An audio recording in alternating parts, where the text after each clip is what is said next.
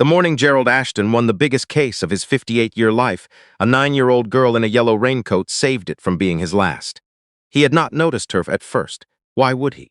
The steps of the Harwell County Courthouse were thick with reporters, with junior associates clapping each other on the back, with photographers jostling for angles on the man who had just dismantled a $14 million fraud case in 11 days flat. Gerald moved through all of it, with the measured ease of someone who had learned over 30 years of corporate law that celebrations were for other people. He had a car waiting. He had a bourbon waiting at home. He had a phone full of messages he was not yet ready to read. His driver, a man named Curtis who had worked for him for 9 years, had pulled the Blacktown car to the curb on the east side of the building, away from the crowd. That was the routine. Gerald always left through the side. He did not like cameras, and he did not like noise, and he especially did not like standing still in public places where anyone might approach him wanting something. He was almost to the car when the girl appeared. She stepped out from behind one of the courthouse's limestone pillars and planted herself directly in his path. She was small for her age, thin-wristed, with braids pulled back under a hood she had pushed halfway off despite the October drizzle. Her raincoat was yellow, her sneakers were wet.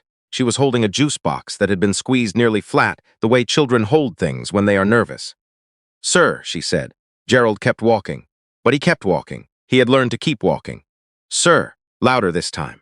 And then, in a voice so flat and certain it stopped him mid-stride. "There's something wrong with your car." He turned around. She was looking at him with the particular steadiness of a child who has decided to say a hard thing and is not going to unsay it. Her eyes were dark brown and very serious. She did not look afraid of him. She looked like she had been waiting. "Excuse me?" Gerald said. "Your car," she pointed. Not at the car exactly, but at the underside of it, at the rear left wheel well. "A man was under there. About 20 minutes ago. He was under there for a long time, and then he left really fast, and I thought it was weird." Gerald stared at her. Behind him, one of his associates, a young man named Brett, who had been with the firm for 2 years and still wore suits that were slightly too big, came jogging down the steps. "Mr. Ashton, the partners want to know if you're coming to." "In a minute," Gerald said without turning around. He looked at the girl. He was a man who had spent his career reading people, witnesses, opposing counsel, clients who were lying through expensive teeth, and there was something in her face that made him pause. Not performance. Not the rehearsed quality of a child who had been coached. Just a girl standing in the rain with a crushed juice box telling him something she believed was true. "What's your name?" he said. "Noel." "Noel, okay." He crouched slightly so he was closer to her level. His knees complained. He ignored them. "Tell me what you saw, exactly." She did. The man had been white, she said, medium height, wearing a gray hoodie with a rip near the left shoulder. He had a tattoo on the back of his right hand. Something with lines, she thought, like a bird or maybe a compass. He had parked a dark green pickup 2 cars behind Gerald's town car, and he had crouched down by the rear of the black car and stayed there for what felt like a long time. She had counted, she said, because she was waiting for her aunt and she was bored. 63 seconds. Then he stood up, looked around once, and walked back to the pickup without running. She said that part twice. Without running. Like he wanted to look normal. "He looked at me," she added. "When he looked around, he looked right at me and then looked away. Like I wasn't worth worrying about." Gerald was quiet for a moment. "Where's your aunt now?" "Inside. She has a meeting with someone about custody stuff. She said wait out here." Noel glanced at the courthouse doors. "She's going to be a while." Gerald stood up. He looked at Curtis, who had gotten out of the car during the conversation and was standing by the driver's door with his arms slightly away from his sides. The way people stand when they do not know what to do with their hands. "Curtis," Gerald said, "step away from the vehicle." Curtis stepped away without asking why. 9 years. Gerald called the courthouse security desk from his cell phone. Then he called the firm's head of operations. Then he stood next to Noel on the courthouse steps and waited, and neither of them said much, and the drizzle continued, and after a while she finished what was left in the juice box. The bomb squad arrived 18 minutes later. What they found beneath the rear wheel well of Gerald Ashton's town car was not large. It was not elaborate. Whoever had built it practically, efficiently, with the competence of someone who had done research and the patience of someone who had waited for the right moment. The lead technician, a woman named Officer Darcy Wills, told Gerald later that it would have been enough. Those were her words. It would have been enough. Gerald stood on the courthouse steps and watched them work and felt, for the first time in a very long career, genuinely afraid. Not of dying. He had gotten to an age where dying was not the most frightening thing on the list. What frightened him was how close he had come to walking right past a 9-year-old girl in a yellow raincoat without stopping. What frightened him was how easy it had been to almost keep walking. Noelle sat on the top step with her knees pulled up, watching the street below with the calm curiosity of someone observing something interesting on television. When a second police cruiser arrived, she tilted her head. When the bomb squad van backed up to block the lane, she stood slightly on her tiptoes to see better. "You're not scared," Gerald said. He meant it as an observation. She considered this. "I'm a little scared," she said, "but it already happened. The man already did whatever he did, so being scared now doesn't help." Gerald looked at her for a moment. "How old are you?" "9. I'll be 10 in February." "That is," he said, "a remarkably sensible way to think about things." She shrugged. "My aunt says I'm an old soul." She paused. "I think she means I worry too much." He almost smiled. Almost. The police took her statement inside, in a small room off the main hallway with chairs the color of old mustard. Gerald waited. He could have left. There were officers, there were processes, there were people whose job it was to handle what came next. Instead, he sat in a plastic chair outside the room and answered his phone twice and stared at the wall and thought about a gray hoodie with a rip in the left shoulder. He had an idea. He did not say it out loud yet. When Noelle came back out, her aunt was with her. A woman in her mid-30s named Patricia, with the careful posture of someone managing a hard day. Patricia kept her hand on Noelle's shoulder the whole time she was talking to Gerald, which he noticed and respected. "She's always been like this," Patricia said, with a mixture of pride and something that might have been exhaustion. "Notices everything. When she was 6, she told me the smoke detector in the hallway was making a sound I couldn't even hear. Turned out the battery was dying." She looked at her niece. "I should have just put her to work as a security consultant." Noelle looked unimpressed by this description of herself. Gerald gave Patricia his card. He said the police would be in touch. He said he was grateful. He said it simply, without the performance of gratitude that his position sometimes required, and Patricia nodded and took the card and steered Noelle toward the exit. At the door, Noelle stopped and turned around. "Mr. Ashton," she said, "you should probably get a different driver next time, one who checks under the car first." Then she pushed open the door and walked out into the rain. The investigation moved quickly, which surprised Gerald, and then it didn't surprise him because of what they found. The man with the gray hoodie and the compass tattoo was named Derek Stowell, and he had been employed until 8 months ago by the company on the losing side of Gerald's case. He had a record, minor things, old things, and he had, it turned out, a cousin who worked in facilities management at the Harwell County Courthouse, which explained how he had known Gerald's car and Gerald's routine, and the fact that Curtis always parked on the east side of the building. That was the part that kept Gerald up at night. Not Derek Stowell, who was in custody before the end of the week, and who turned out to be exactly what he looked like. A man hired for a job by a man with more money and more to lose. That thread unraveled fast. What kept Gerald up was the other name. His firm had a partner named Whitson Graves. Whitson had been with the firm for 11 years.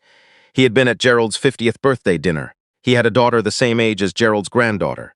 He had given a toast at that dinner about integrity. Whitson Graves had also, the investigators found, been funneling information about Gerald's case strategy to the opposing company's legal team for 4 months. He had been the one to provide Gerald's vehicle registration. He had been the one to confirm the courthouse schedule. He had not hired Derek Stowell directly. There was a layer between them, another man, a fixer type. But the money moved in a line that ended at Whitson, and Whitson's hands were at the beginning of it. When Gerald found out, he was sitting in his office on a Tuesday afternoon with a cup of coffee that had gone cold. The investigator told him on the phone. Gerald listened. He said, "I see twice." He said, "Thank you." He hung up and sat for a long time looking at the framed photo on his bookshelf, the one from the firm's 25th anniversary. 15 people crowded together on a rooftop, laughing at something out of frame. Whitson was in the back row, slightly blurry, grinning. Gerald took the photo down and put it in a drawer. He did not feel angry in the way he had expected to feel angry. He felt something quieter than that. Something like the specific grief of realizing a room you thought was solid has a wall that was never real. He had trusted Whitson with cases, with clients, with the kind of information you only share with someone you believe is on your side. He had been wrong. It was not the first time Gerald Ashton had been wrong about a person. But it was the first time being wrong had almost killed him. He called Patricia 3 days after the arrest. He had thought about it carefully before dialing, which was not his usual way. Gerald was decisive by training and by nature, but this felt different. He was not calling to discharge a debt. He was not calling because his lawyer instincts told him to document gratitude. He was calling because a 9-year-old girl had stood in the rain and told him something no one else had bothered to say, and he did not know how to carry that without doing something about it. Patricia answered on the second ring. She sounded cautious, which was fair. Gerald asked about Noelle. Patricia said she was fine. She was at school. She had told exactly two people what happened, her best friend and her teacher. And her teacher had apparently made her stand up in front of the class, which Noelle had found deeply embarrassing. Gerald said he imagined so. Then he asked a question he had been careful about asking. He asked how things were, generally. He said it the way he had learned to say difficult things. Plainly, without decoration, leaving room for the other person to say nothing if they wanted. Patricia was quiet for a moment. Then she said things were a stretch right now. She said the custody situation she had been at the courthouse about was complicated. She said Noelle had been living with her for going on 2 years, since her sister, Noelle's mother, had gotten sick, and that her sister was doing better now but not well enough, and that the legal fees were starting to compound. Gerald listened. He did not interrupt. When she was done, he said, "I'd like to help if you'll let me." Another pause. "Mr. Ashton," Patricia said carefully, "I appreciate that, I do, but we don't need charity." "I'm not offering charity," Gerald said. "I'm offering resources. There's a difference, and I respect it." He paused. "I have a colleague who handles family law, one of the best in the county. I'd like to have her look at your case, pro bono. No obligation. If it's not useful, you say so and we stop there." Patricia did not say anything for a moment. "And if it is useful," she asked. "Then we keep going," Gerald said. There was a long silence. Outside Gerald's office window, the city moved in its ordinary way, indifferent to the conversation happening 11 floors above it. "Okay," Patricia said finally. "Okay. Yes." The family law colleague was a woman named Sandra Okafor, who had been practicing for 22 years and who had the kind of calm authority that makes people feel their problems are solvable even when they are not sure they are. She met with Patricia twice in the first week. She identified 3 procedural errors in the existing filings that had been slowing the case down for months. She said, without making promises she could not keep, that she believed the situation was navigable. Gerald did not insert himself into any of this. He made the introduction and he stepped back, because that was what was needed, and he understood the difference between helping and hovering. He did send one thing. It arrived at Patricia's apartment on a Saturday morning. A package with no card, just a return address for the firm. Inside was a children's illustrated book about a girl who becomes a detective, and tucked inside the front cover was an envelope. In the envelope was a handwritten note on Gerald's personal stationery and a gift card to a bookstore for $100. The note said, "For Noelle, who taught me that the smallest voice in the room is often the most important one to hear. Thank you for making me stop." G. Ashton Patricia sent him a text that evening. It said, "Only. She read the book in 2 hours and is already asking for the next one in the series. She wanted me to tell you she's going to charge for her services next time." Gerald read the text at his kitchen table. He set his phone down and looked at his bourbon and then did something he had not done in longer than he could clearly remember. He laughed. A real one. The kind that starts in the chest. The firm handled Whitson Graves internally at first, which was the usual process, and then the police handled the rest of it, which was the necessary one. Gerald did not attend the proceedings. He gave his statement, and then he let the machinery work without him. Because he had learned, over a long career, that there are things you have to be present for and things you have to allow to happen without you. And knowing the difference is most of what wisdom actually is. He hired a new driver. The new driver's name was Marcus. No, not Marcus. That name lived somewhere else. In a file Gerald didn't keep. His name was Thomas, and on his first day Thomas walked the full perimeter of the car before he got in without being asked, and Gerald watched this through the lobby window and felt something settle. He had the parking protocol updated for all firm vehicles. He had a security review done on the courthouse procedures. He was told, by the head of building security, that there were 42 steps between a parked vehicle and the point at which someone from the building would have a line of sight. He was told this as though it were reassuring.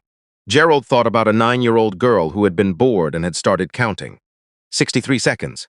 That was what it had taken. Not training, not a badge, not a career in security. Boredom and attention. And the willingness to say something to a man who had been about to walk past her. He thought about that a lot in the weeks that followed. He thought about it in the way he thought about cases that had changed how he saw things. Not obsessively, but as a point of reference. A fixed spot to navigate from. He had spent 30 years learning to read rooms, to anticipate moves, to see what other people missed. He was good at it. He had made a career from it.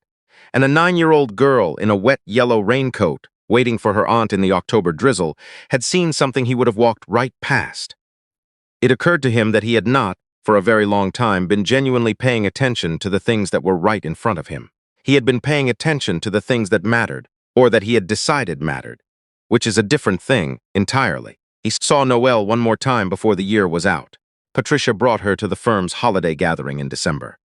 Gerald had specifically invited them, personally, not through his assistant, and Noelle arrived in a red dress and the same wet-weather pragmatism as before, shaking hands with the associates as though she had been doing it for years. She ate 3 mini quiches and inspected the firm's bookshelf in the main conference room with the focused efficiency of someone casing a library. Gerald found her there, pulling out a thin volume on contract law with the expression of someone mildly disappointed by its content. "You can borrow that if you want," he said. She put it back. "I think I'll wait until I need it," she said. He nodded. Sound strategy. She looked up at him then with those same dark, serious eyes, and for a moment the noise of the party in the next room felt very far away. "Did they find out who did it?" she asked. She knew broadly. Patricia had told him she'd explained it in age-appropriate terms, but she was asking him directly, and he understood that she wanted the direct answer. "Yes," he said. "They found out. Was it someone you knew?" "A beat. Yes." She absorbed this. Her expression did not change exactly, but something in it shifted. A small tightening, a recognition. "That's worse," she said quietly. "Yes," Gerald said. "It is." She nodded once as though confirming something she had suspected. Then she turned back to the bookshelf with the air of someone who had asked the questions she needed to ask, and was now moving on to other matters, which Gerald found in some way he could not fully articulate, one of the most dignified things he had ever witnessed. He left her to the books. At the end of the evening, when Patricia was putting on Noelle's coat in the lobby, Gerald came to say goodbye. He shook Patricia's hand. He told her Sandra Okafor's update had been positive. Patricia said she knew, and that she was cautiously hopeful, and that cautiously hopeful was better than she had been in a while. Gerald crouched down, his knees complained again, and again he ignored them, and looked at Noelle at eye level. "Thank you," he said. "I mean that."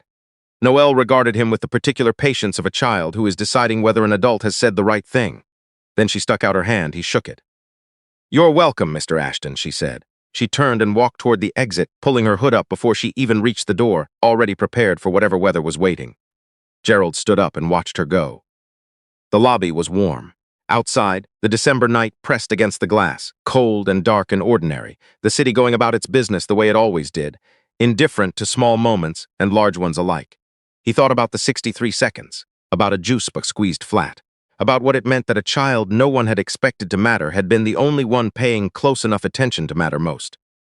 He thought about how many things in a life were like that. Small and overlooked and absolutely essential, waiting in the rain for someone to finally stop and listen. The elevator opened. He stepped in. He pressed the button for the 11th floor and watched the lobby doors slide closed, and he thought, not for the last time, that the most important decisions of his career had been the ones where he had almost made the wrong choice, and that sometimes the difference between almost and not was a yellow raincoat and a pair of very serious eyes, and 63 counted seconds, and a voice small enough that it was easy to walk past. He was glad he had stopped.